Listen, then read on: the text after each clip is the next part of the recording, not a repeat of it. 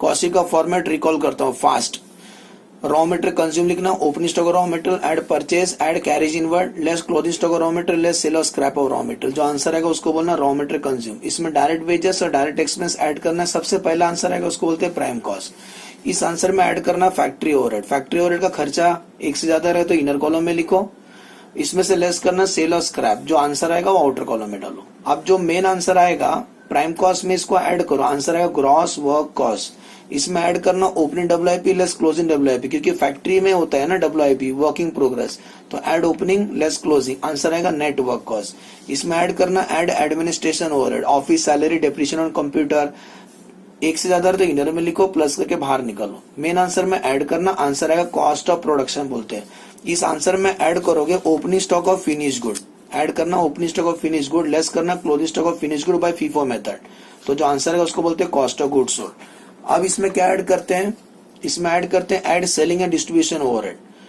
एक से ज्यादा तो इनर में लिखो, प्लस करके बाहर निकालो। मेन आंसर में ऐड करना, अब एक आंसर है उसको बोलते हैं कॉस्ट ऑफ सेल। ऐड करेंगे प्रॉफिट तो मिलेगा सेल। तो याद रहेगा ना सब add, prime cost, gross work cost, net work cost, cost of production, cost of goods sold, cost of sale, sales.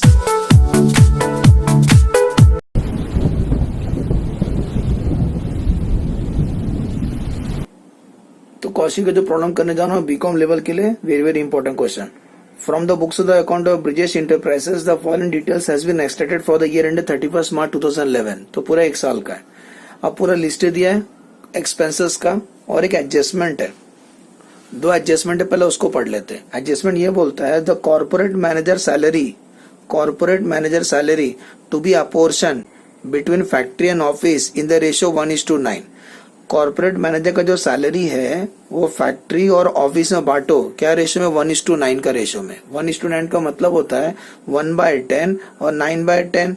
तो कॉर्पोरेट मैनेजर का सैलरी को बांटना है फैक्ट्री और ऑफिस में, और लास्ट में लिखा है जो सेलिंग प्राइस होगा ना वो 120% कॉस्ट पे होगा, वो लास्ट में करेंगे। तो सुनो, कॉर्पोरेट मैनेजर का जो सैलरी आपको क्वेश्चन में दिखाई दे रहा है, इसको हम बांटेंगे। कैसे बांटेंगे, बिटवीन फैक्ट्री और ऑफिस में 11,10,000 इंटू 1/10 करो। आंसर आएगा 1,11,000। इसका मतलब 1,11,000 हम लोग फैक्ट्री में लिखेंगे और ए स्टैंड फॉर एडमिनिस्ट्रेशन। तो 11,10,000 इंटू 9/10 करो। आंसर आएगा 9,99,000। सुने कैसा किया हमने, सुना हम लोग कैसा किया, समझ में आया कैसा किया। 11,10,000 को 1:9 में बांट दो। 1:9 का मतलब होता है 1/10 और 9/10 बिटवीन फैक्ट्री एंड ऑफिस। तो स्टार्ट करते हैं।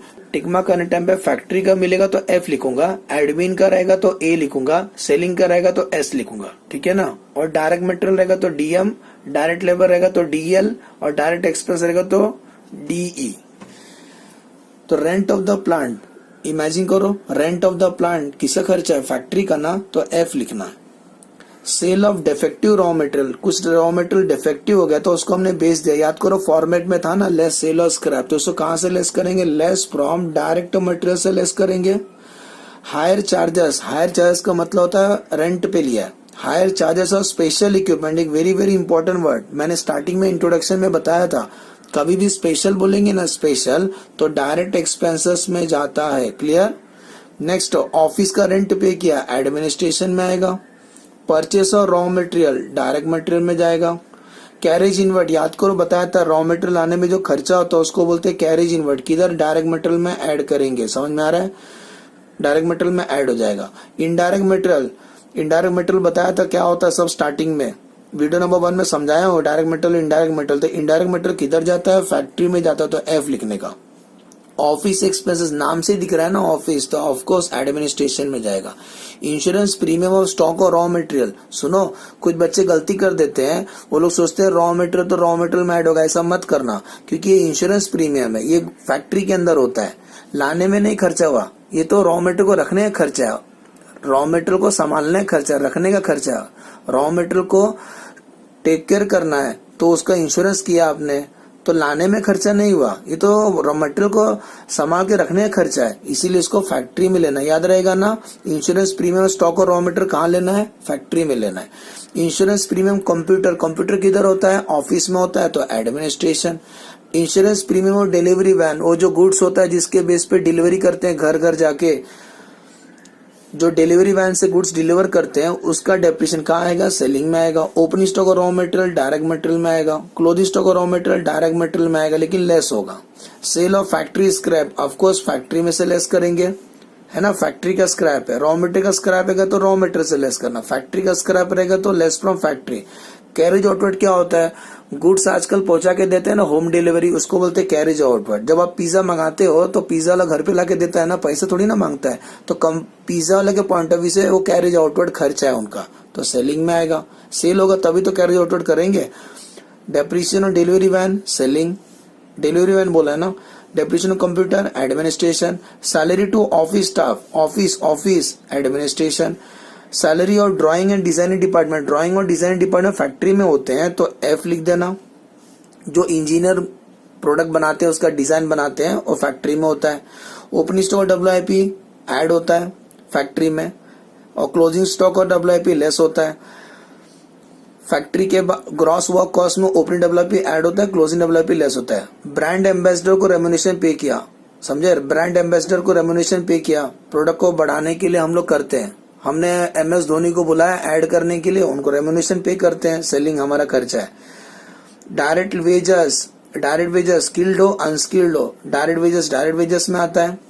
Next cost of catalogue printing, selling में है। कैटलॉग समझते हैं ना, कैटलॉग में कंपनी क्या क्या बनाती है उसका पूरा प्रोडक्ट के बारे में, कैटलॉग वो होता है जिसके अंदर प्रोडक्ट का पूरा डिटेल में रहता है, कंपनी क्या क्या बनाती है और कितने में बेचती है। तो ये फ्री में हम बांटते हैं हमारा सेल्स को बढ़ाने के लिए। तो cost of catalogue printing selling में आएगा। Opening stock of finish good add होता है, क्लोजिंग लेस होता है। रिपेयर से डिलीवरी वैन ना सेलिंग में आएगा। ये फर्स्ट इसमें कर दे, लास्ट वाला बाद में करते हैं। एक बार इतना हो गया तो कॉस्ट शीट बनाते हैं। कॉस्ट शीट के फॉर्मेट तो सबसे पहले लिखेंगे डायरेक्ट मटेरियल, सबसे पहले लिखेंगे डायरेक्ट मटेरियल। डायरेक्ट मटेरियल में जो जो डीएम लिखा हो ना उसी को लेना है। देखो डायरेक्ट मटेरियल दिखाई दे रहा है तो उसी को उठाना है।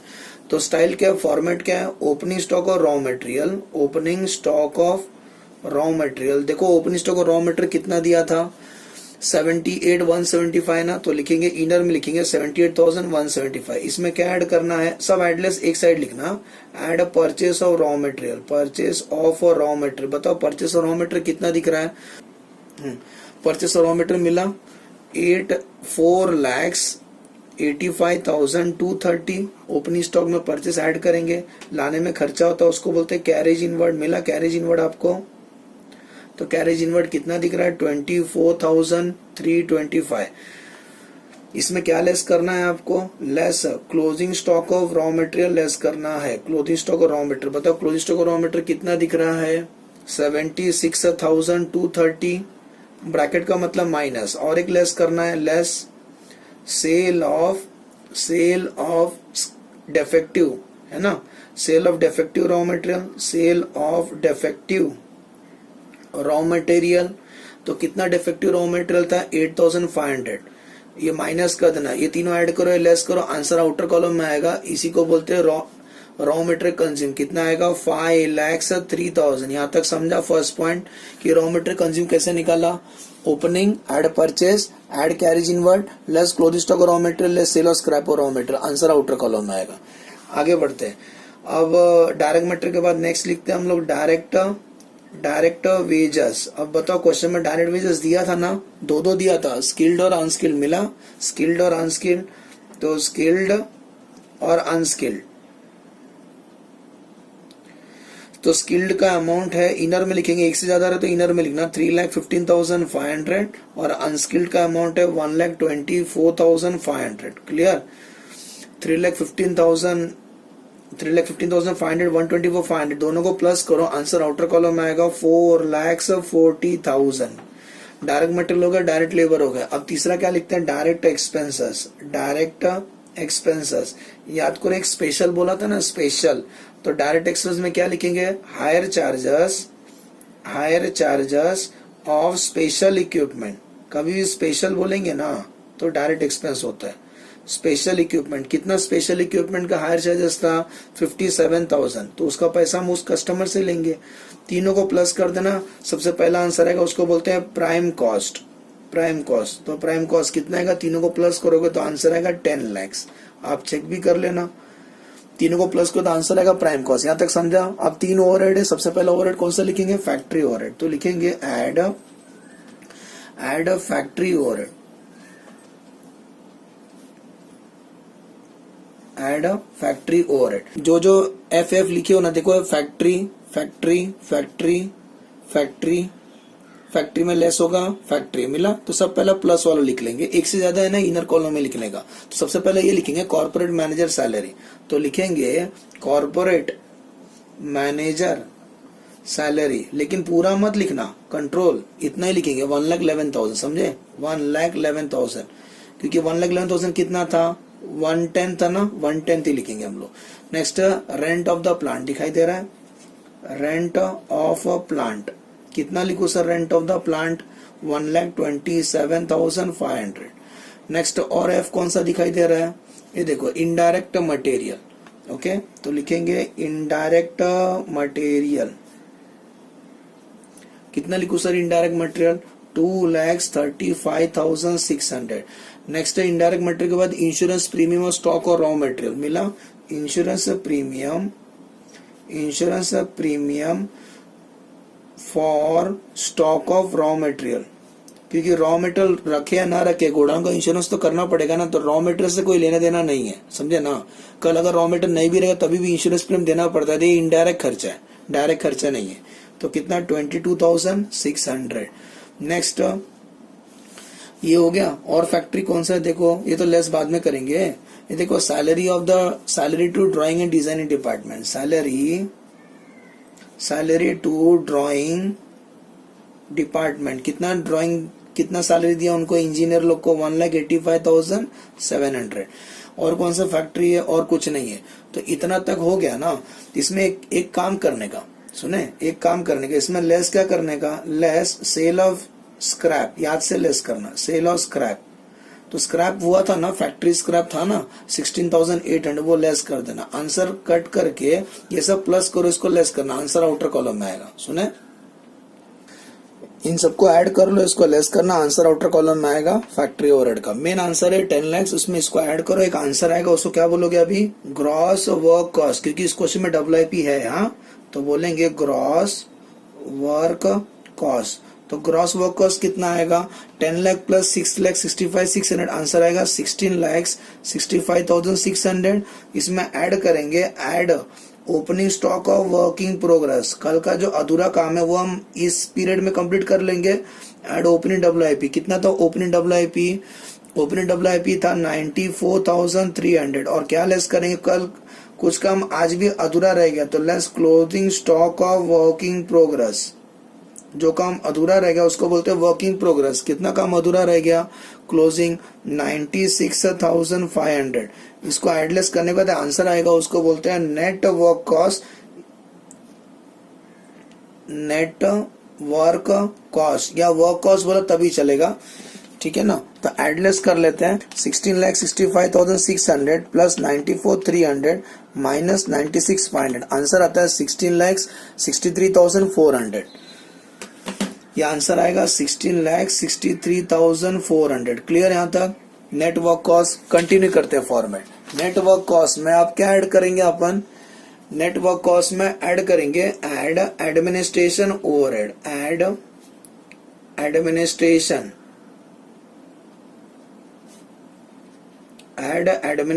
ओवरहेड। टोटल 6 देखो एडमिनिस्ट्रेशन का, 1 2 3 4 5 6, ओके। तो अभी तो हम लिखेंगे एडमिनिस्ट्रेशन का, तो सबसे पहले कौन सा लिखेंगे, तो सबसे पहले लिखेंगे कॉर्पोरेट मैनेजर सैलरी का, okay. Corporate manager salary, admission part कितना था 9,99,000, इनर कॉलम में लिखेंगे, और वो बता दिया था 9,99,000 कैसा है, 9/10 किया हमने, हाँ, टोटल का, तो 9,99,000। नेक्स्ट एडमिशन में आएगा ऑफिस रेंट, कितना ऑफिस रेंट 84,700। ऑफिस रेंट के बाद next office expenses, office expenses कितना ऑफिस एक्सपेंसेस है 41,000। ऑफिस एक्सपेंस के बाद insurance premium of computer, insurance premium of computer, computer का इंश्योरेंस प्रीमियम है कितना 12,700। नेक्स्ट एडमिशन का और कौन सा है depreciation on computer, depreciation on computer भी उधर ही आएगा। कितना depreciation on computer 87,300, 87,300। Salary of the office staff, salary of office staff, office staff का सैलरी कितना है 1,15,300, 1,15,300। 1 2 3 4 5 6 ये 6 को प्लस करके आंसर आउटर कॉलम में लाओ, आंसर आएगा 13,40,000। मेन आंसर कौन सा मालूम है ना, मेन आंसर ये है 16 लाख, मेन आंसर ये था 16,63,400। उसमें इसको ऐड करेंगे 13,40,000 को, एक आंसर आएगा उसको बोलेंगे 30,03,400। इस आंसर को बोलते हैं कॉस्ट ऑफ प्रोडक्शन। यहाँ बताया था ना प्रोडक्शन डिपार्टमेंट खत्म हो जाता है, कॉस्ट ऑफ प्रोडक्शन क्या बोलते हैं, cost of production. Cost of production में ऐड करेंगे, अभी एक बार कॉस्ट ऑफ प्रोडक्शन आ गया तो इसमें ऐड होता है opening stock of finish good less closing stock of finish good. तो opening stock of finish good कितना दिया था 640 और closing stock of finish good 750। Okay, तो इसमें ऐड करेंगे, add opening stock of finish good कितना दिया था opening stock of finish good हमें 6,40,000, वो ऐड होगा। और क्या लेस करोगे, less closing stock of finish good, वो लेस करने का कितना है 7,50,000 माइनस होगा। ब्रैकेट दिखा देता हूं, तो 30,03,400 में 640 ऐड करो और 750 लेस करो, आंसर आएगा अभी 28,93,400। इस आंसर को बोलते हैं, ये कॉस्ट ऑफ प्रोडक्शन ना, तो याद करो इसको बोलते हैं कॉस्ट ऑफ गुड्स सोल्ड, क्योंकि यहाँ से सेल्स डिपार्टमेंट शुरू होता है। क्या बोलते हैं कॉस्ट ऑफ गुड्स सोल्ड। अब क्या ऐड करेंगे इसमें, तीसरा overhead add selling and distribution overhead, selling and distribution overhead. आप पूरा फुल फॉर्म लिख देना, add selling and distribution overhead. जिधर जिधर मैं एस लिखा वो लिखूंगा, देखो 1 2 3 4 5 6, ओके 6 लोग है। तो स्टार्ट करते हैं, सबसे पहले insurance premium of the delivery van, insurance premium of delivery van, insurance premium of the delivery van कितना, insurance premium of delivery van 11,500 मिला। Next carriage outward, carriage outward, carriage outward का अमाउंट है 1,10,000। Carriage outward के बाद depreciation on delivery van, ढूंढते जाओ, depreciation on delivery van दिखाई दे रहा है, depreciation delivery van 28,000। Next depreciation delivery van remuneration pay किया था ब्रांड एम्बेसडर लोग को, ब्रांड एम्बेसडर को, तो कितना पे किया था 4,80,000। हम लोग बड़े बड़े पर्सनालिटी लोग को, हीरो हीरोइन लोग को बुला के ऐड करते हैं। आजकल आप टीवी में देखते हैं ना, हमारे फिल्म स्टार लोग, क्रिकेटर लोग ऐड करते, तो कंपनी उनको रेम्युनरेशन पे करती है, तो उनका फेस दिखा के प्रोडक्ट बेचेंगे, इससे प्रोडक्ट बिकता है। ओके, रेम्युनरेशन और रेम्युनरेशन टू ब्रांड एम्बेसडर। आगे बढ़ते हैं, printing of catalogue, printing of catalogue, catalogue print करने खर्चा 57,500। रेस्टोरेंट में जाते हो तो एक मेन्यू कार्ड देते हैं ना, कभी कभी फ्री में भी दे देते हैं, घर पे लेके जाओ। वैसे ही कंपनी भी एक मेन्यू कार्ड बनाएगी प्रोडक्ट का, इसको फ्री में बांटेंगे, इससे हमारा प्रोडक्ट सेल होगा। तो कंपनी भी ऐसी मेन्यू कार्ड बनाती है, फ्री में बांटेंगे, पब्लिसिटी एक टाइप का, इससे कस्टमर को प्रोडक्ट के बारे में पता चलेगा कंपनी ये भी प्रोडक्ट बनाती है, तो वो लोग ऑर्डर करेंगे। तो कॉस्ट ऑफ कैटलॉग। आगे बढ़ते हैं, लास्ट है repairs of delivery van, repairs of delivery van. तो रिपेयर्स ऑफ डिलीवरी वैन कितना 35,500। 1 2 3 4 5 6 हो गया, 6 को प्लस कर देना, आंसर आएगा 7,22,500, 7,22,500। मेन आंसर ये है, इसमें इसको ऐड करो।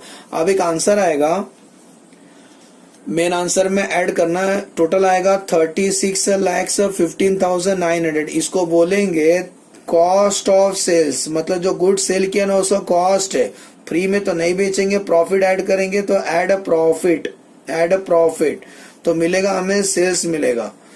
तो सर सेल्स कैसे निकाले, सुनो, सेल्स के लिए एक छोटा सा वर्किंग करेंगे।